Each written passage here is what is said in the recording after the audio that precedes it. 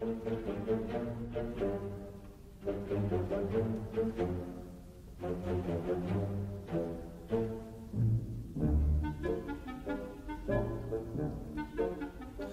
guys, welcome back to the Hitchcock Takeover here on Beyond the Realms, and today's film I'm going to be reviewing is his film from 1964 entitled Marnie, starring Tippi Hedren, which many of you will remember from The Birds, and Sean Connery, who many of you will remember from nearly every other film you've seen.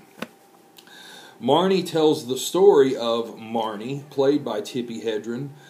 She is a compulsive liar and a thief. Basically what she does is she goes and works for these companies. She's very cunning and very sly with how she gets in with these places. And she gets in there and she ends up robbing them blind. And then after that, after she steals money or robs them in some way, she goes and changes her identity, complete with new Social Security cards, new hair color, a whole new look. And that's how she continues to do this and get away, because, you know, they have a description of her one way, and, you know, by later in that day, she's already completely changed her look, her name, and everything. So, you know, Marnie is is a very big-time thief.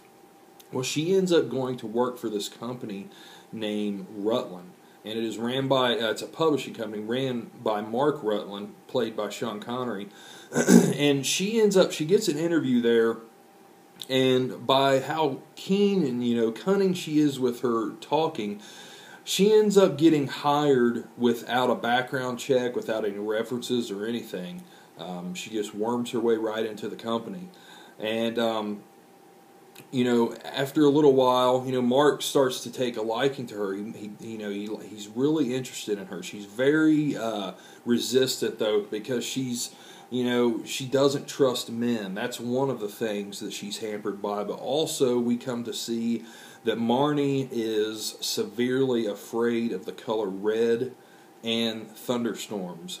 She has a lot of issues. She has a lot of psychological issues. You see that she has problems with her mom. She doesn't get along with her. She's tormented by bad dreams, and, you know, Marnie is just a flawed woman. She just has a lot of issues, but Mark is just really intrigued by her, really wants to get to know her, and he really likes her a lot.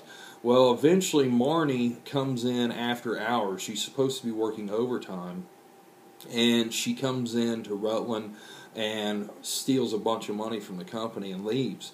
Well, Mark ends up finding out about this, and instead of turning her over to the police, he decides he's going to blackmail her into marrying him. And that's exactly what he does. And then he immediately takes her on a cruise where she's going to be stuck with him. And from there, you know, the movie is basically about Mark trying to reform Marnie, trying to get her over her fears, trying to get her to trust men, him in particular, and you know, trying to help her get past being a thief and a liar. You know, but the thing is, Mark is okay, he's trying to help her out, but this guy obviously has his issues too, because, you know, he blackmails her. He takes her on a cruise she doesn't want to go on. There's a part in the film where he basically rapes her. I mean, she obviously doesn't want to have sex with him, but he forces her. So, you know, it's strange, and it shows once again, you know, how Hitchcock, you know, has not only characters that are, you know, shades of gray, but just stories that are shades of gray that are really unique. You know, there's no outright, you know, cut right off black and white type characters, good and bad characters. This is a prime example of how he would put characters into his films that were shades of gray, and the story overall it's just different. I mean, it's not something you see all the time like this. And both Sean Connery and Tippi Hedren do very good on camera. Especially Tippi Hedren. She really plays this psychological angle very well. And, you know, some of that may have to do with real life situations going on at the time. You know, Hitchcock, from the stories I've heard, he really, really threw himself at her and was trying his best to win her over in real life, and I guess, you know, have an affair. but she vehemently turned him down and shot him off, So maybe some of this, this emotionally charged character and how well she's able to play it, maybe some of that was real life stuff, because she does it very well. She seems angry a lot of times and really just, she's just very fearful, and she really does good at that. And Sean Connery he's Sean Connery. He's awesome as always. And, despite them not getting along, you believe these characters together. You believe how their situation, they seem comfortable around one another, but also, there's a lot of resistance there, and it all comes from Marnie. But guys, this film, it's I don't know that I should be reviewing this one right now. And the reason why is because, this is widely considered a classic Hitchcock film. I've heard this being in the top 10 and even top 5 of many people's favorite Hitchcock films.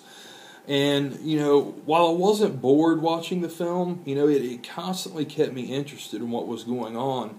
I still, at the same time, don't fully understand why people love it so much. It was just kind of a so-so drama to me. There was really nothing that really captured my attention a lot, except for some of the things with Marnie, like when she sees the color red, bright red would flash on the screen, she would freak out,